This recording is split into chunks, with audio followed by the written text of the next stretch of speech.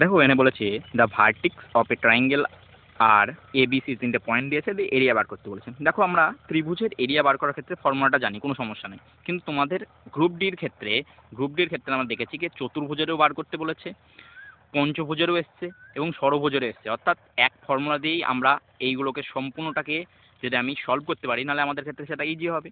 তাই আমি একটা ফর্মুলা নিয়ে এসেছি, সেই ফর্মুলাটা হচ্ছে শুলেজ ফর্মুলা, যার মাধ্যমে আমরা চতুর্ভুজ বলো, পঞ্চভুজ বলো, ষড়ভুজ বলো, তুমি যতগুলো বাহু বলুক আমরা কিন্তু বার করতে পারবো।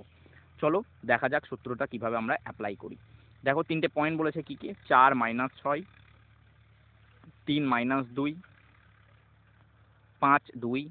এইখানে করে একটা জিনিস মনে রাখতে হবে, যেটা দিয়ে আমরা শুরু করব সেটাকে আমরা শেষ করব, নাহলে আবার আমরা কি লিখবো 4 - 6 লিখে দেবে। এবার আমরা শুলেজ যেভাবে বাঁধি সেইভাবে আমরা কিন্তু গুণ করব।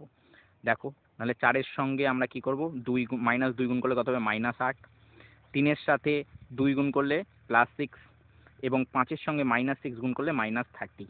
পুরোটার কি করব, যোগ করব, যোগ করলে কত হয়ে যাবে, -32 হয়ে যাবে।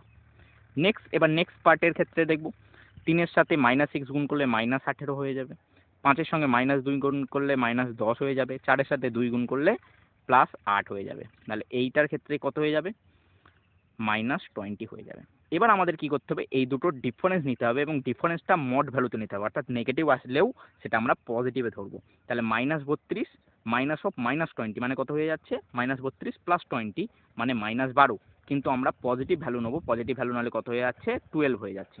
এই 12কে সবসময় আমরা অর্ধেক করব, অর্থাৎ মড ভ্যালুকে সবসময় অর্ধেক করলে আমাদের অ্যান্সার কত বেরিয়ে যাবে, অ্যান্সার আমাদের এরিয়াটা বেরিয়ে যাবে। অর্থাৎ আমাদের মড ভ্যালু বাই 2 করলেই, ডিফারেন্সের মড ভ্যালুর অর্ধেক করলে আমাদের কি বেরিয়ে যাবে, এরিয়া বেরিয়ে যাবে।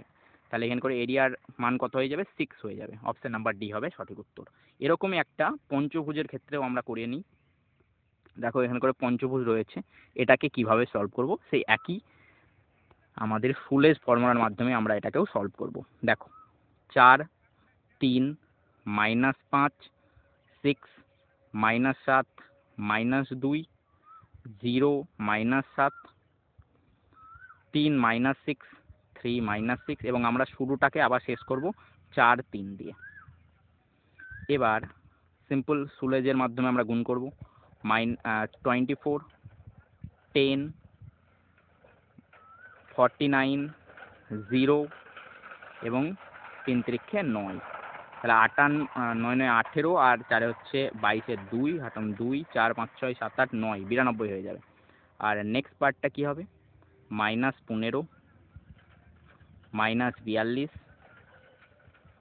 0 -21 -24। এটার ক্ষেত্রে কত হয়ে যাচ্ছে, 5 6 7 8 9 10 11 12 2 8 1 1 1 2 6 7 8 9 10 -102। এইগুলো যদি ডিফারেন্স নিই আমাদের কত হয়ে যাবে, ডিফারেন্সটা মড ভ্যালু নিলে 194 হয়ে যাবে। এই 194 আমরা অর্ধেক করলে কত হবে, 97। তাহলে এটার ক্ষেত্রে আমাদের এরিয়া কত হয়ে যাবে, 97 হয়ে যাবে। অপশন নাম্বার সি হবে একেবারে সঠিক উত্তর। এইভাবে তুমি যতগুলোই বাহু বলুক আমরা কিন্তু বার করতে পারবো। ধন্যবাদ।